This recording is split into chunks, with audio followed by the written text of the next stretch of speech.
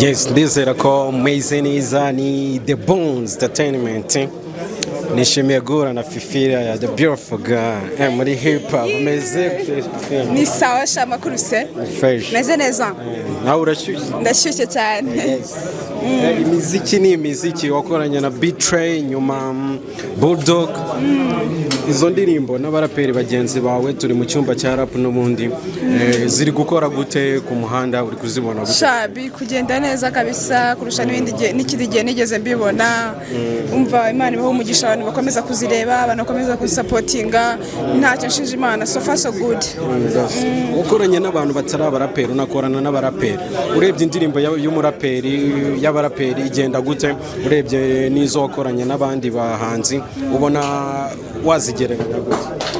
Mbo sha nago nari nakoraga featuring n'ubundi twabaga ari dukeya ubu nibwo bimeze nka natangiye gukora featuring nanjye n'abasaza baje rappers so turakora bigenda neza urumva ko hip hop ipande type she Fifi hari ukuntu iyo bagiye kuvuga ngo abaraperi bakongeraho akantu ka rap k'abakobwa koko abakobwa muri hip hop y'u Rwanda ubona koko murahari cyangwa so nutubona tudari nago turi muri show bavuga ngo hari abahari bakabaza normally nago rego umuziki woroshye shu nago umuziki woroshye so rero nyine only stronger nibo baza survivinga abakobwa rero giye bagiving up vuba umuntu ntabasha kugira umutima ukomeye ariko so far so good turabafite abakobwa ndahari YG arahari Angel arahari bari birimo biragenda biza ari Cardi B na Nicki Minaj Nicki Minaj mbona ari wise ari umukobwa w'umunyabwenge ubona kuba umuraperi ari ikintu cyoroshye ukaba wakijyana muri societe nk'umuntu w'umukobwa cyangwa ni ibintu bigoye kubyumva ubu ngubu cyangwa aho bigeze aha ni ibintu byumvikana biroroshye mbona kera nago byari byoroshye no hari abantu batarabyumva ariko uko aho bigeze ubu ngubu abantu basobanutse batangiye kumva ko ari akazi n'umukobwa yakora karitala kwanza ni ibintu Imana iguha just like that so rero abantu nyine baba bagomba kubya understanding akameme kandi n'abatarabyumva bazabyumva maybe mu myaka izaza cyane nuko gukora icyo ugomba gukora hip hop bavuga ko ari umuco ni umuco koko abakobwa what do you mean bavuga ko ari umuco rap bakavuga ko ari umuco koko rap ushobora kubyiga ukaba wabizamo cyangwa koko ni umuco bisaba kuba uzi uwo muco wa rap kugira ngo witwe umuraperi n'ubundi hip hop ni talent uvukana nk'uko n'undi aba ari umuririmbyi ahubwo twe tuyigira umuco so rero iyo bigize umuco urabikunda nyine biba umuco twitega iki ku stage yawe tuyitega gute umva I'm very byatari bizaba ari byiza harimo gukora umuntu akabigira perfect no gusenga ibintu bigomba kugenda neza Fifi ndagushimira koze cyane murakoze cyane namwe thank you none ndabashimiye cyane muzagira umwaka mushya muhire wa 2023 yo urukundo rwa hip hop rukura he urukundo rwa hip hop ni ubuzima hip hop ni umuziki wa mbere mwana wihirinze abari radio presenter batawukina banza kubaha giti baragaganyuza uyu munsi hip hop irayoboye iri ku mutima iri ku yindi level man kuta giving up byatumye hip hop iyo iriyo uyu munsi nta n'umuhanzi wa mbere mu Rwanda dufite utari umu hip hop habanje legend Kabaka umwami wa hip hop Jay Paul atabaruka ni umwami w'umuziki mu Rwanda ntago ari uwa urabyumva neza uyu munsi wa none ikamba rifitwe na Riderman rikagirwa na Bulldog abo bana bose bica so uri ukora mu makuru uba mu makuru urebye ubuzima tubamo bw'abanyarwanda ubona hari aho buhuriye na hip hop ni muzika kiritire y'abaraperi ngaho tekereza mwana ngo ubuzima itangazamakuru ufashe ibyo ni nko gufata amata ukayavanga n'amaganga gutandukanya hip hop bitandukanye n'ubuzima bw'umuhinzi wo mu gishanga ikintu bagomba kwitega cya mbere ni rap music, ni groove, ni imidundo, ni crazy beats, ni abanzi bambaye imyenda myiza, ni ukwitega abafana bafite hype iri different, ni ukwitega nyine ni inshuro ya kabiri bibaye, ni ukumva yuko hari ikintu kiyongereye. Yakanga yitabiriye kurenda kose. Ni ubwa kabiri n'ubwa mbere narindi muri my second time, so uri kumva niba bibaye ku nshuro ya kabiri imbaraga ziyongereye. Ikintu bagomba kwitega ni imbaraga ziyongereye ku byabaye bushize, so baza ari benshi batumire abantu babo. Twebwe turi tayari from now on kugeza ku munsi wa stage, turi tayari kabisa. Umwe mu bahanzi beza kandi bari kuzamuka neza, bafite performance nziza cyangwa se bafite injyana abantu benshi bakunda. So imbaraga ni izihe cyangwa se ni bande babimufashamo kugira ngo kano kanya bari nawe ababimfashamo ni aba video directors banjye, ni aba producers, nanjye ubwanjye no gukunda nyine ibyo nkora, nkunda music, nanjye ubwanjye ndi music, na music ni njyewe, so ni ugukunda ibintu nkora, nta zindi mbaraga zibirimo tu, nibyo naremewe, nizo mbaraga kwiyumvisha icyo kintu. Nogan ni umwe mu baraperi ariko banibanda ku ndirimbo ziri soft cyane, rap iri soft, ugasanga ni turirimbo twa abakobwa bibonamo abari cyane n'abandi. Logan, ubona ko impamvu wahisemo muri ubwo buryo nuko wabonaga koko ya rap bavuga ngo irakomeye idari gucuruza, cyangwa se ni style yawe nkuko n'ubundi n'abandi ba Drake bagenda babikora muri ubwo buryo, wowe ubibona gute? Ukuntu mbibona na kidasanzwe nuko iyo uri muri iyo ufite team, iyo ufite ukorera ibintu as a hip hop artist, nakuno hano hari abandi bakora hip hop, ikintu cya mbere uba ugomba kumenya gushishoza ni itandukaniro ryawe, cyane cyane itandukaniro ry'ibihangano byawe. I think yuko ngiye kuba nkora indirimbo kumva ndaririmbye ndongenda rapa, ndaririmbe ndongenda rapa, ni uburyo nahisemo bwo kugira ngo I be different n'abandi, nta kindi kidasanzwe, it's just choosing a way yo kuba unique mu buryo bwawe tu. Style y'urukundo, yo kwinjira mu rukundo cyane, ni style yaje gute, byaje gute? Logan John uko aba yibereye mu rukundo cyangwa niyo style nziza? Urukundo impamvu ni bimwe muri topic, ni bimwe muri topic nyine zigize umuziki tu, zigize ama message abantu batanga. Impamvu mita mu rukundo nuko ni ikintu abantu bagira bose muri bo, ni ikintu abantu bose bisangamo, so ni nayo mpamvu I think yuko abantu ushobora kumbaza ngo nuko ndubamo nkunda abantu barankunda, mpitamo kuririmba urukundo kuko ijambo nyamukuru nuko twese urukundo turugira. Niyo mpamvu nayo uhisemo kugira ntihazagire n'umwe nyine wancika. So uko bigenda kose wa Tuff Gang tuzi ko ari izina rikomeye hano mu Rwanda cyangwa se izina rinini.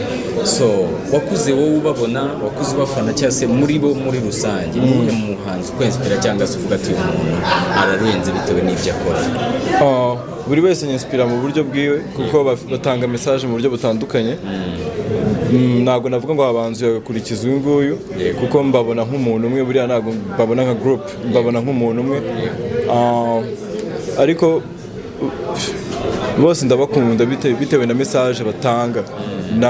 Ntabwo ari ukuvuga ngo personality yabo, no, music wise bigendeye kuri message. Buri wese mufata mu buryo bwiwe, buri wese ni uwa mbere muri domain yiwe, so ntabwo navuga ngo nkunda uyu ni umwe kuri njyewe bigendeye kuri message, niho hantu ngendeye bakurusha ibindi byose. So Tuff Gang it's one person kuri njyewe, bakunda bose, bakunda nk'umwe nyine tu. Logan, rap, hip hop ni ibintu ushobora kwiga, talent cyangwa hari ubuzima ugomba kuba warabayemo kugira ngo witwe umuraperi? Kugira witwe umurapa ushobora kujya kubyiga, yego njye ntabwo nabyize. Ushobora kuba baranyuze mu buzima bugoye nanone ntubu umurapa, ariko rap ni ikintu umuntu aba akunda first of all, kuko ibintu byose urabona n'umwana kugira ngo amenye ko akunda ikintu cyo kurya arabanza akagitesting. Gukunda rap ni ukuyikora, gukunda rap ni ugukunda abayikora, ntabwo ari ikintu nafata nk'aho umuntu agenda akajya gushakisha ahantu. Ni ibintu biba bigomba kuba bikurimo ubwawe, kumva yuko uri intumwa. So yeah, rap ni ikintu nyine, ni ikintu mfata nyine nk'umuco. Umuntu wikunda yaba umuraperi? Umuntu wikunda niwe wa mbere wakabaye umuraperi, kuko umuraperi aba agomba kumenya kwitaka, aba agomba kumenya ibyo byose, you know. So hari habaye iwacu na muzika Isango Star, ntabwo twigeze tubonamo abaraperi benshi, ubona ari ukubera iki? Bon, ntabwo bizi, ntabwo nari nzi ko yabaye last night, nabibonye ku mapost, but I think yuko nyine biterwa n'aba organizers baba bafite ikintu bagenderaho, which I can't judge cyangwa se ngira icyo navugaho kuko nta kintu nabihinduraho. So yeah, n'aba organizers kuno baba babiteguye kuba hatarimo rap buriya ni ikibazo twakababajije. Logan, reka nkubaze ikibazo kireba navuga itangazamakuru n'abaraperi mu by'ukuri. Undi buze kugaruka ku kibazo Kenny Keshati yabajije, wemeranywa nawe ko aba hip hop bakiri batoya batajya bashyikirwa mu itangazamakuru? Ntago buri muntu agira point of view yiwe yuko nabona ibintu.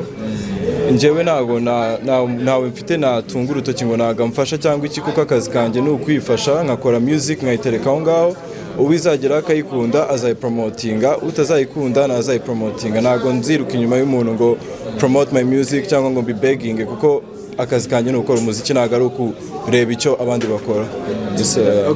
Hari ikintu bita, hari ikintu muri iyi minsi, hari ikintu kiba ugasanga byitiriwe umuraperi, ngo habaye ibi byitiriwe abaraperi. Hari kesi yabaye ejo bundi, usa nawe uvanwa kuri stage utarangije guperforminga, maze no guhamagara mugenzi wawe ku giti cyawe. Ikibazo cyaturutse kuri Logan utaramanaging time, byaturutse kubategura. wowe wabifashe gute nk'umuntu wakuye kuri stage kandi yaranahamagaye mugenzi we?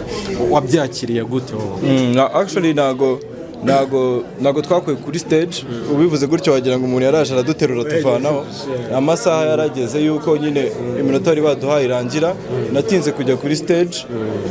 So I think ikibazo n'igihe cyaturutseho, kuko hari ukuntu communicating n'umu DJ byabanje gutinda, bituma nyine biturya iminota. So biriya ni ibintu bisanzwe kuko nta hantu tuba tugiye. Ikibi ni uko ntari kugaragara kuri iriya stage. Ikibazo n'ibifite abenshi bavuga ko umuziki bigoye cyane. Ndibaza Logan Joe hari igihe cyageze kumva umuziki byigeze kumba, ariko ntabwo ari ukubera wari ugoye. Ni ukubera iminsi nyine ubuzima umuntu aba ari kunyuramo butandukanye. Kuba ndi umuhanzi no kuba ndi umuntu wundi utandukanye hanze y'ubuhanzi ni ibintu bishobora kuaffecta my career. So hari igihe bibamo kumva wenda ntabwo uri tayari bitewe n'ibintu uri kunyuramo mu buzima busanzwe, ariko ntabwo ari ukubera ko umuziki ugoye. So twabonye The Ben ab'umuhanzi w'umwaka. Yes, iracyari The Bones, iracyari The ndagatsinzaza kubimfashamo Riderman, dukora cyumba cy'amategeko version ya mbere cyangwa season ya mbere. Twavuze ko tuzakora ni ya kabiri. Ndabeshya brother, twavuze ko tuzakora ni ya kabiri. Ubwo no mwaka twateganyaga kuzayikora no mwaka, ariko hazamo akazi kenshi, tujya muri ziriya concert zindi twari turimo zazengurukaga n'iki byose, umwanya ntiwaboneka cyane. Ariko nahoze nganira na mukuru wanjye nyine Riderman, tuvuga ko mu bishoboka byose cyangwa mu bintu bigomba gushoboka ko ira album yabaye successful cyane. So turavuga why not abijurira none tukongera tugakora n'indi ya kabiri muri no tuterengeje undi mwaka none iri yasohotse muri 2024. Turashaka ko atarenga ikindi gihe tukayisohora none nayo muri no mwaka. Why not? Abantu basohora album zirenze imwe cyangwa ebyiri cyangwa eshatu mu mwaka umwe, birashoboka. Turashaka gushyira urwego rwo hejuru, rap hejuru cyane, gukora cyane kurusha kuzamura nyine, kugira ibikorwa byinshi cyane. Ngira ngo byinshi Budara bivuze. twakoze iriya album duteganya yuko tugomba gukora indi ya kabiri. So uyu mwaka twabaye busy yego, ariko umwaka utaha tukiwutangira tugomba guhita dusubira muri studio tugakora ibindi bintu byinshi cyane. Ku byo bavugaga niba tuzashyira hanze album tugakora n'igitaramo, niko bimeze kabisa. Turizera yuko umwaka utaha tuzabikora neza cyane ku buryo turi bahereza ibyo twabasezeranyije, ariko noneho tukanategura ibindi bintu birenze ibyo twari twakoze.